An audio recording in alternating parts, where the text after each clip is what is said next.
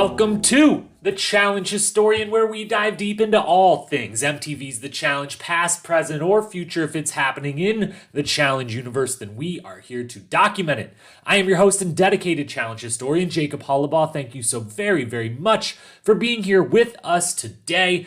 It is Tuesday, and at this point of the season, you now know when we're 24 hours away from a brand new episode of Season 37, Spies, Lies, and Allies. That is the exact time when we do a super fast review preview, get us caught up and ready to go for tomorrow night's episode. That is what we are here to do today. Now, we've got big news to get to from the between time that could alter not just this season of the challenge, but all future seasons of the challenge to come. However, Aftermath in the between time, as always, will be our second segment of this podcast, because first we need to do our 90-second recap of everything that went down last episode so that we can get our minds back into challenge mode, remember where things stand in the game, and once we've done that and then talked about that between time and that big news, we will finish up with segment number 3, our preview and predictions for tomorrow night's episode 11. So, sound good? Great. If it doesn't, well, that's a bummer, but please do keep listening anyways, because that's what we're going to do. So, without further ado, let's go. Alrighty, first up is our 90-second Cliff Notes recap of everything that went down on last week's episode, which on last week's podcast, we ended our 2-podcast long streak of actually doing this in 90 seconds, which was a huge bummer that streak ended. We will try to begin a new one tonight, although it's going to be tough. There was a lot that went down in last week's episode with the format change and all that went with that. So we will see if we can do it. We'll be talking real fast, but here it is. Everything that happened in episode 10 of Spies, Lies, and Allies in 90 seconds. We'll start the clock in 3, 2, 1, and we're off. The whole house is confused by TJ's latest twist, as some people don't have partners and everyone assumes the format of the game is changing. CT, he thinks it's new pairs. Others think it's individuals. No one knows, but everyone is nervous. During this tense time at the house, we get backstory for Bettina and Priscilla. We get to watch Logan break it off with Big T after one hell of a bedtime story. And we get to sit in on Amanda's call home to visit with her baby boy. Off to the daily challenge we then go, where TJ says no more partners and makes everyone start the challenge off as individuals. But at the halfway checkpoint of that daily, there are 3 platforms, 6 spots on each of them, and players realize as they finish the first stage of the daily, they get to pick which platform and therefore which team they are joining. After some strategy, luck, and campaigning, the new teams are Ruby, made up of Emmy, Big T, Priscilla, Corey, Logan, Kyle, Sapphire, consisting of CT, Nelson, Ed, Ashley, Amanda, Bettina, and Emerald with Casey, Josh, Devin, Nani, Emmanuel, and Tori. Those teams do the second half of the daily. Emerald wins, giving them the power of the agency. Back at the house, Emerald feels great, as does Sapphire. Ruby, not so much, with Kyle openly wishing he was on a different team. Deliberation happens. Corey gives Ruby a pep talk, doesn't really work, and Priscilla is chosen by the Emerald team to go into elimination.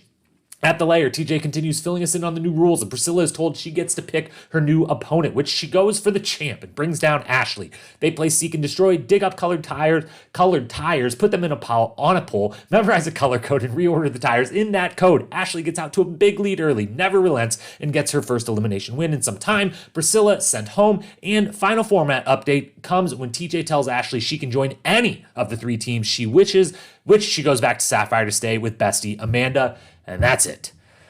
And we almost did it. 138. I think that was the exact same as we had last week, which was also a really plot-heavy episode to recap. So pretty close, but hopefully you caught all of that. And remember, now we are where we are. We got the 3 teams, Sapphire, Emerald, Ruby. Ruby lost their first player with Priscilla. Everyone's down on Ruby, up on Emerald, quiet on Sapphire, who's better. But that is where we are. So that's what happened last episode. Now let's talk about what has happened between that episode and today, starting with Aftermath. To the between time we go, and as always, we are going to start with Aftermath, but it is going to be a very quick, very short, quick discussion of Aftermath. Disclaimer as usual, you should definitely be watching Aftermath on YouTube. It's posted immediately after the show, and this is one of those weeks where yes, there's only one note I even want to say from the show, but it was really entertaining. The whole cast was great. Devin Simone, the wonderful host, was as wonderful as always and was really getting after Corey and Amanda in particular. There was a lot of jokes going down. It was a really entertaining episode. As for what came out of it that relates to the season, and anyway, the one thing I did want to point out, just so we can quickly get to the kind of big news from the between time is that on Aftermath, Amanda did reveal that her and Priscilla had a heart-to-heart discussion prior to elimination where Priscilla said she would not choose Amanda, that if the choice was hers to pick, she was not going to be choosing Amanda because she herself, Priscilla, was raised by a single mom and really respected that Amanda was now a single mother and that she deserved to be on the show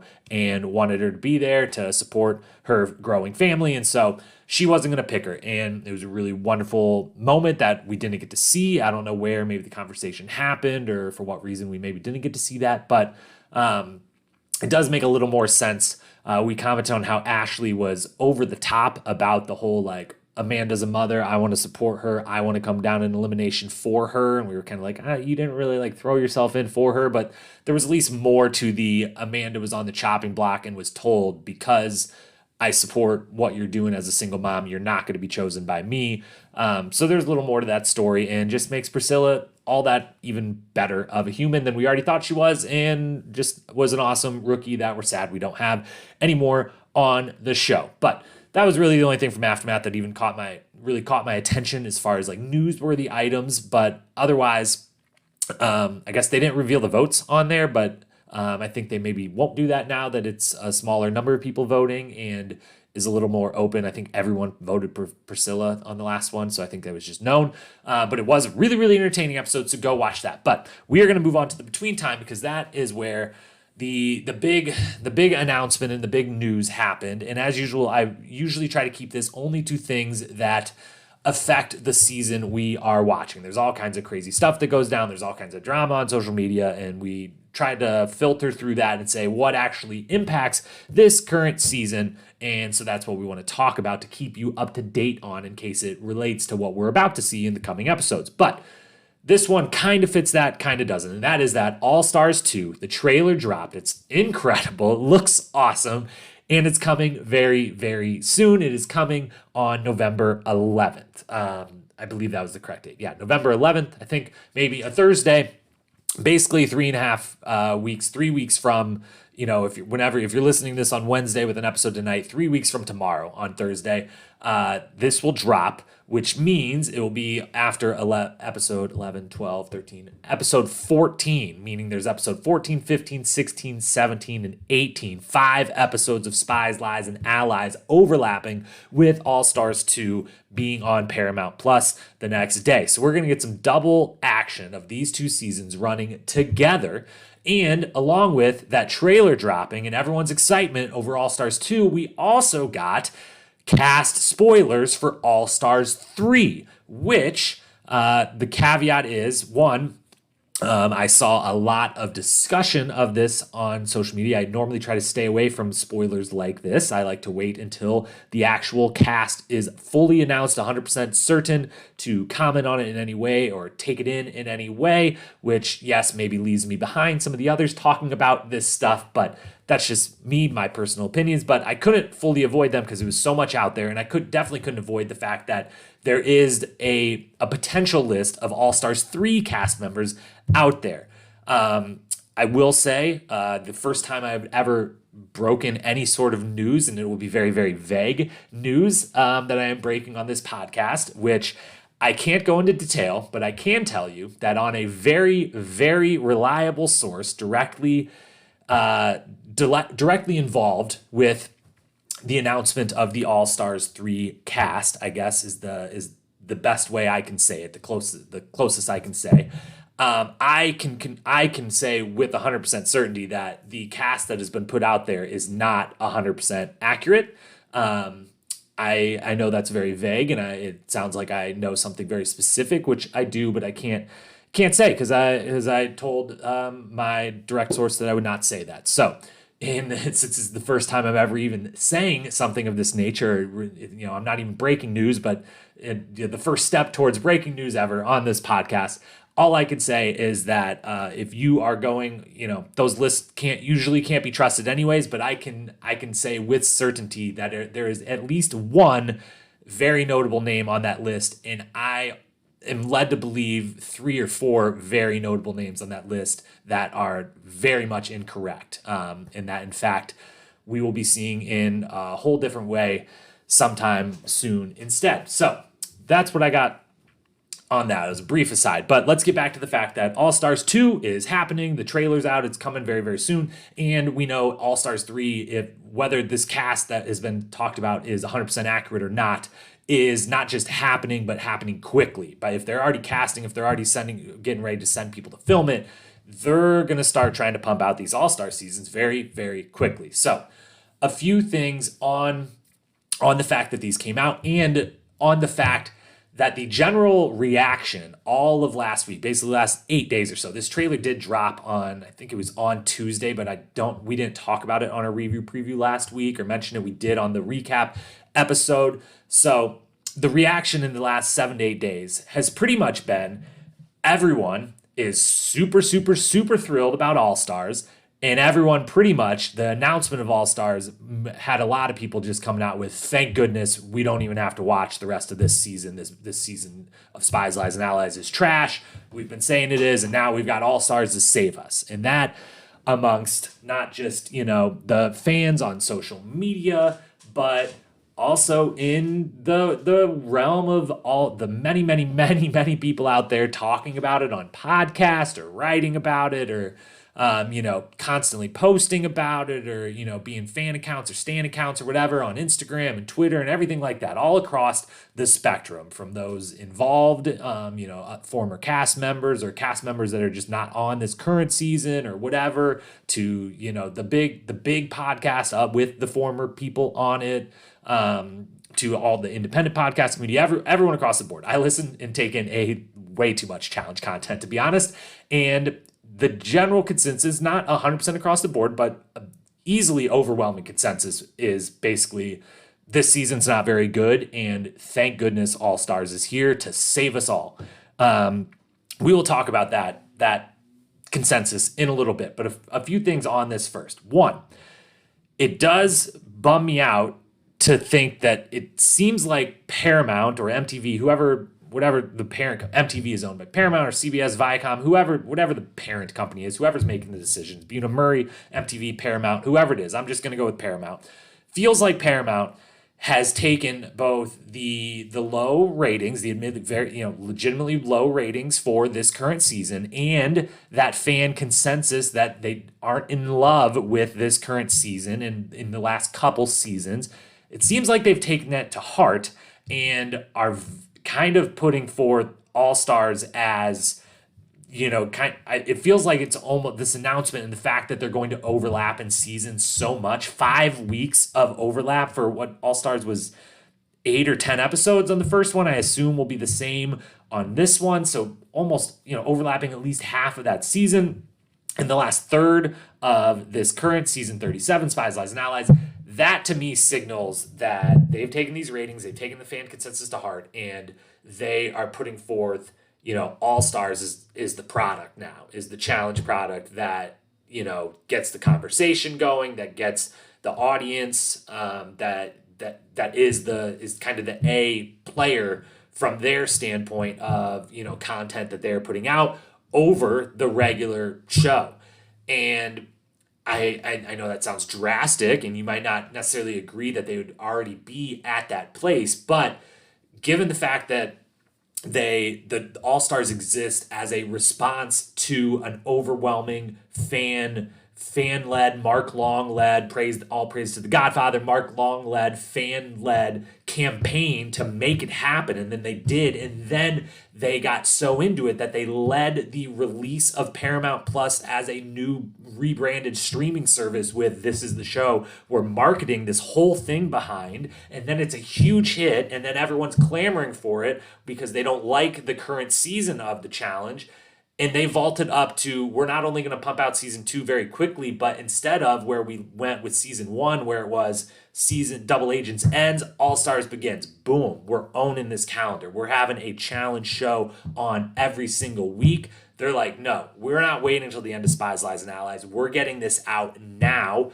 And even if that means that we overlap for 5 weeks or 4 to 5 weeks, in case my math was wrong, and it's over, and then there's a big gap where no challenge content is, new content at least, is out there, that's fine. We just got to get this All-Stars thing out there and keep the momentum going for that if the momentum's waning out anywhere else. So it seems like that's what they're doing. which that bums me out because as excited as I am to get to watch new episodes of the challenge back-to-back nights 5 weeks in a row with Spies, Lies, and Allies on Wednesday and All Stars on Thursday, as nervous as I may be about trying to record recap episodes both late Wednesday night and then whenever on Thursday I can get able to watch the show. We'll see how that goes back-to-back days. But as exciting as that is, it also, if I was choosing, as a fan, I'd be like, have them start right after each other. I really liked the idea of what if we had 52 weeks a year of new challenge and it was just regular season, all-stars, regular season, all-stars. And they were long enough to cover for shooting times and everything and just happened in order. That's not what they're doing. So it feels like Paramount is taking the stance that All Stars is our A+, our home run, the thing we've got to lead with, and that is kind of surpassing the challenge, the regular season of the challenge in their eyes, the importance of the company making it. The second thing with this that's similar then is, does that mean that if that is really a thing, and if All Stars, if season 2 of All Stars is as well received as season 1, and fans are just like, this is so much better, this is everything we want, we love everything about this, does the All Stars format take over for the regular show? And what I mean by that is 2 different ways that could happen. One, actually meaning like, would they ever just stop doing the regular seasons of the challenge, or maybe not stop forever, but say, we're going to do 5 seasons of All Stars as fast as we can do them, and that's what we're going to be putting out, and the regular show is going to be on hiatus for a little bit. I doubt that anytime soon, especially because they're on season 37. I think Dirty 30 was such a big deal for them to be like, we made it to our 30th season. I think getting to their 40th season is going to be such a big deal as well.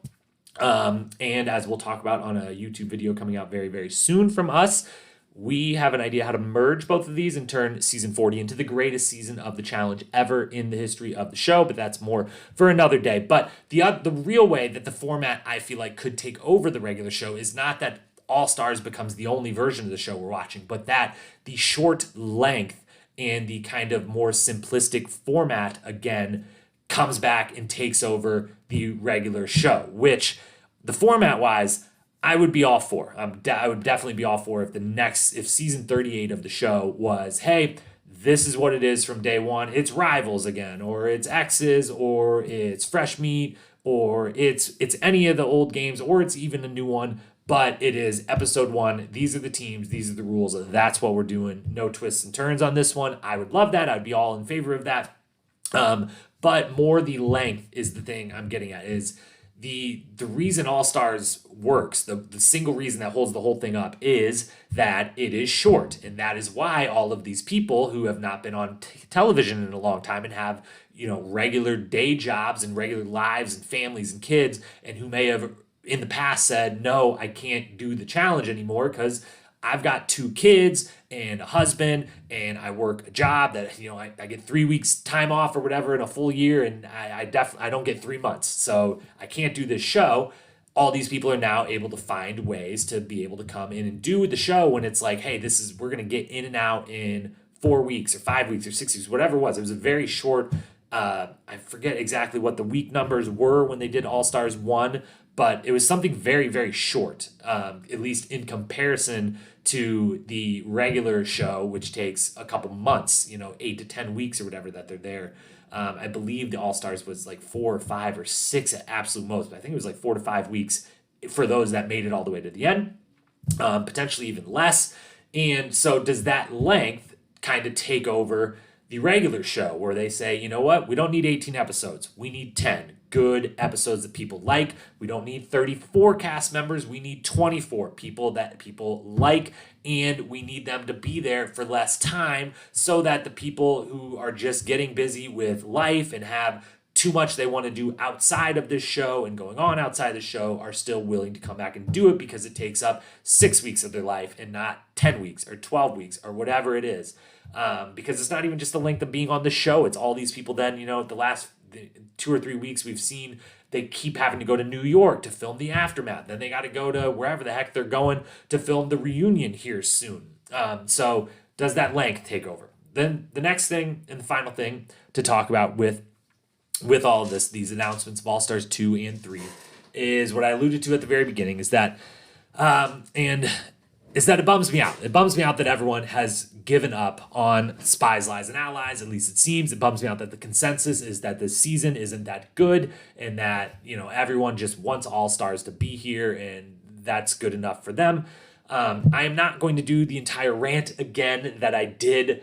A month ago now, 3 weeks ago, 4 weeks ago now, when the beginning of the season, when the ratings really, really, really hit a low point and everyone was kind of out, and I did a long rant on this review preview podcast for 15 or 20 minutes about how it was bothering me that the people out there who were not the criticism of the season, but the big names in the big accounts in the big some of the big figures in the challenge kind of media world whose only thing they had to say repeatedly was that the season was trash.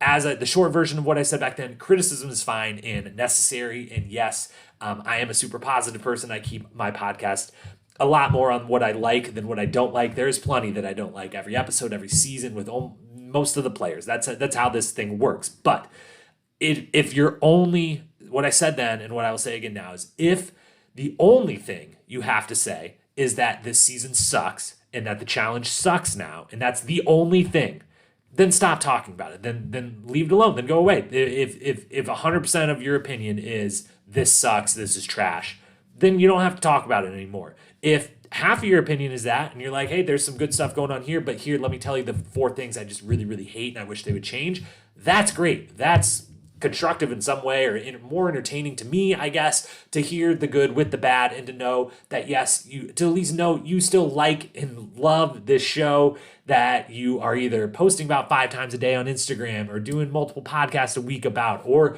have competed on multiple times in the past and seem to clearly still want to compete on in the future. If 100% of what you've got to say is pure this is trash and just kind of generic negative criticism, then find something else to talk about. If you got a mixed bag, if you've got feelings all over, that's what is necessary, and that's the type of criticism that I can respect and applaud and take part in myself. But if your only speed is it's trash, that just really bums me out, and is one of the major players that's kind of helped build this consensus, because I stand by that. I think this season is legitimately good. Not in the best ever tier, nowhere close.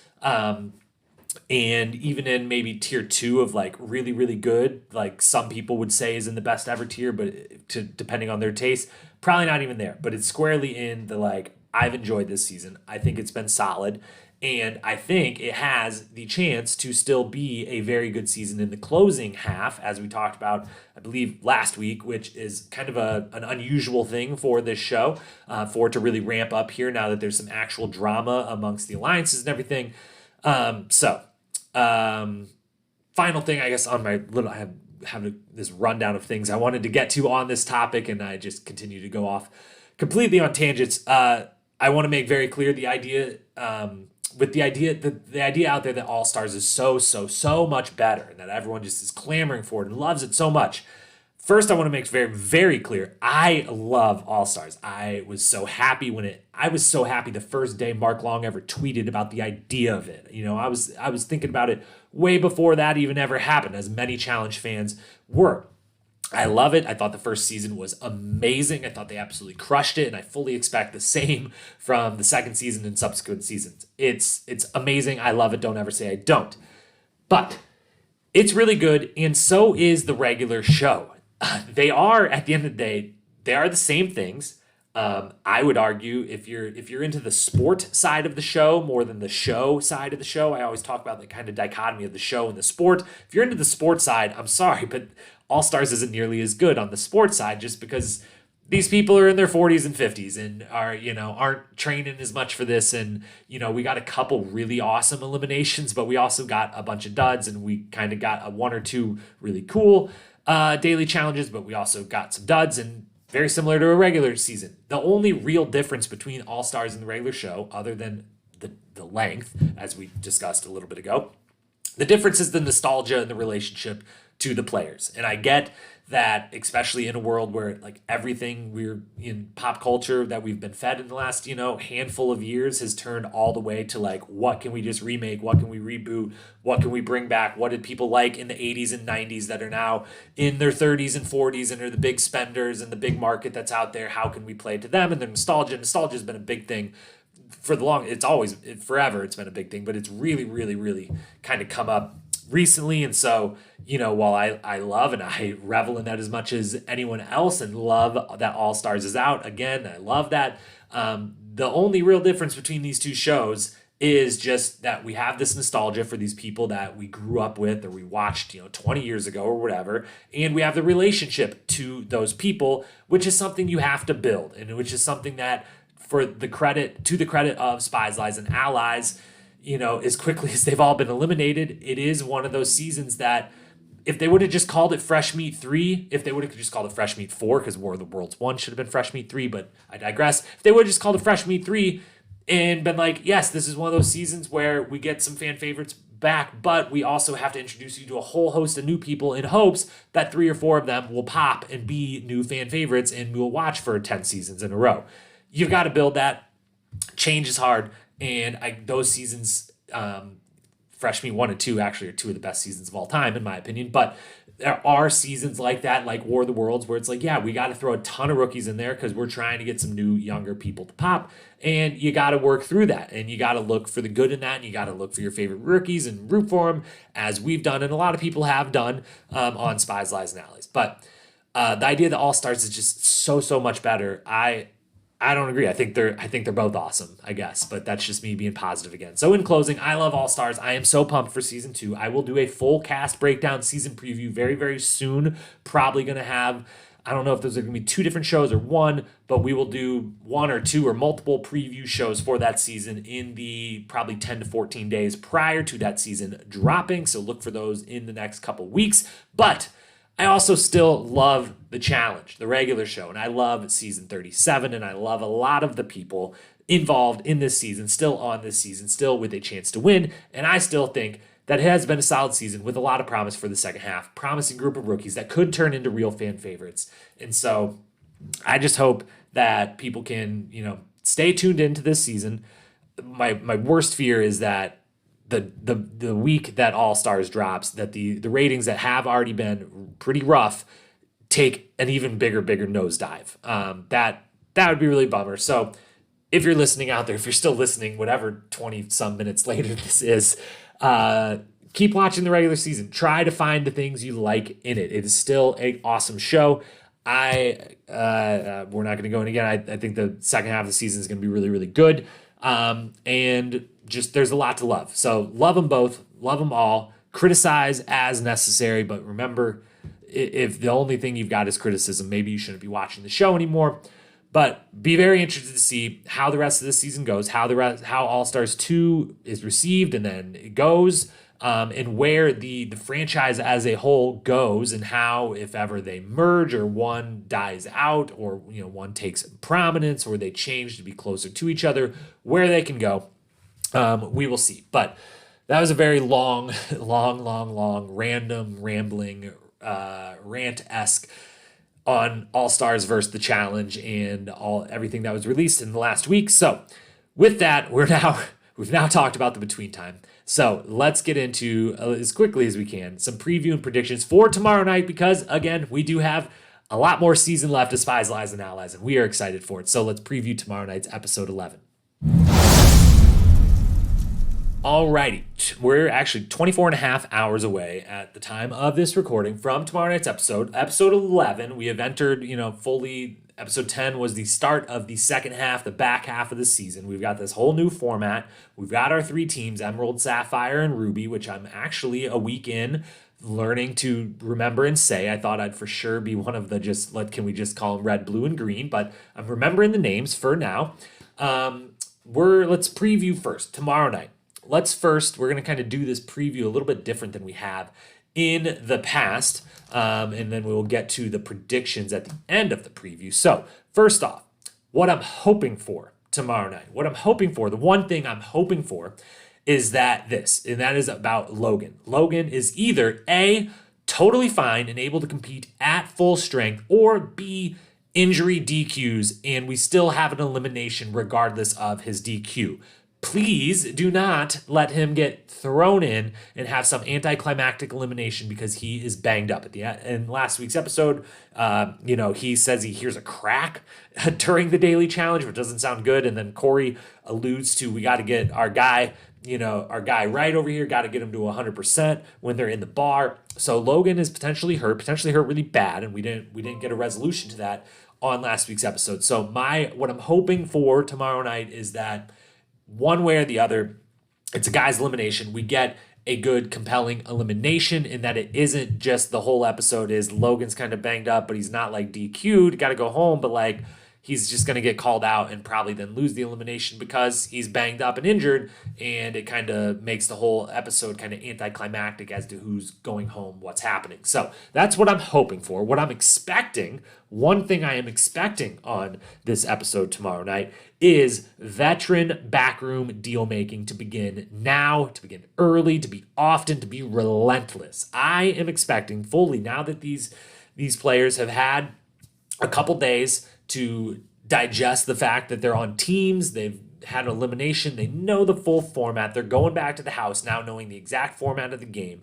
And because of the nature of that format, I think there are immediately going to be deals being made and conversations being had between veterans on the three different teams to try to figure out where they stand, both on their own teams and where they could stand on a potentially new team were they to go into elimination, win, and get to pick. And maybe a Tori, for instance, keeps chatting with a CT as we've seen throughout the season and thinking maybe I shouldn't have been on this Big Brother team. I'm kind of like the low, Nani and Casey, like I'm the female on the chopping block if my team is on the chopping block. Maybe I want to get out of that. Maybe Corey offers himself up for elimination, says, you know what, Ruby, if you ain't going to rock with me, I ain't rocking with you. And he goes to the other two teams to try to make some specific deal for, if I go in, this is what I want to happen, and this is who I'm joining, and under what circumstances I'm doing it. Maybe Kyle says, you know what, I'm going to throw the mission and just stay out of elimination. I'm going to make a deal with the teams, and I'm going to make someone have to call me out to go down into elimination.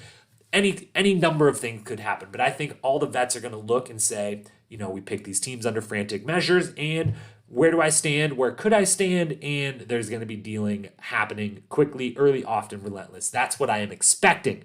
What I am predicting. Let's talk the predictions, the final part here.